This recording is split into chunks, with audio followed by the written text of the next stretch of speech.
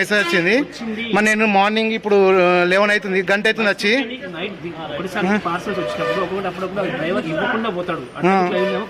అదే sir check చేయండి కదా సార్. మరి నేను ఇప్పుడు నేను ఎంతసేపు అని వెయిట్ చేయాలి? ఇప్పుడు నాకు అది ఇప్పుడు ఇంపార్టెంట్ వస్తువు ఇప్పుడు నాకు అది పార్సిల్.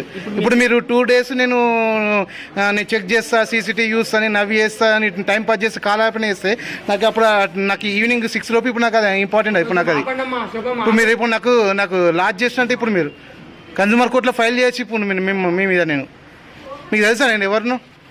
నా విజిటింగ్ కార్డ్ ఇవ్వమంటారు? అడ్వకేట్ విజిటింగ్ కార్డ్ చెప్పండి. ఇప్పుడు నేను రికార్డ్ ఎందుకు చేసుకుంటున్నా? ఓకే ఇప్పుడు నాకు చేసుకుంటాను నేను. ఓకే వెరీ గుడ్ చెప్పు. ఇంకా ఇంకా సజ్జన ఏమన్నా తిట్టాలనుకుంటున్నా? ఇంకా సజ్జన ఏమన్నా అనాలనుకుంటున్నా?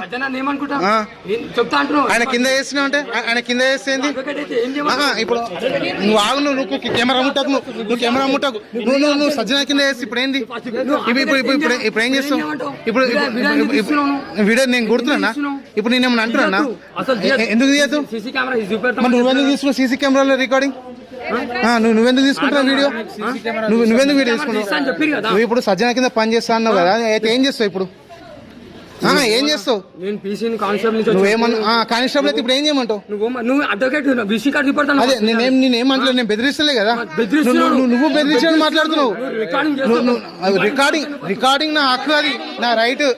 నేనేమనట్లేదు, నీ లెక్క అయ్యా. నేను బెదిరించడం మాట్లాడతలే, నేను బెదిరించడం మాట్లాడతలే. నువ్వు బెదిరిస్తున్నావు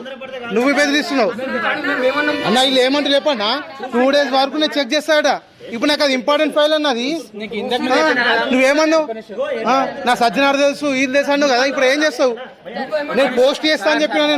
నేను సజ్జనార్కి పోస్ట్ చేస్తా అని చెప్పిన. నేను ఆప మీరు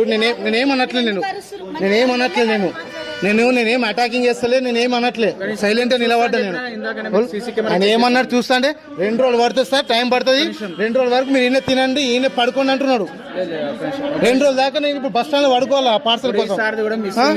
అవును సార్. ఇప్పుడు 2 days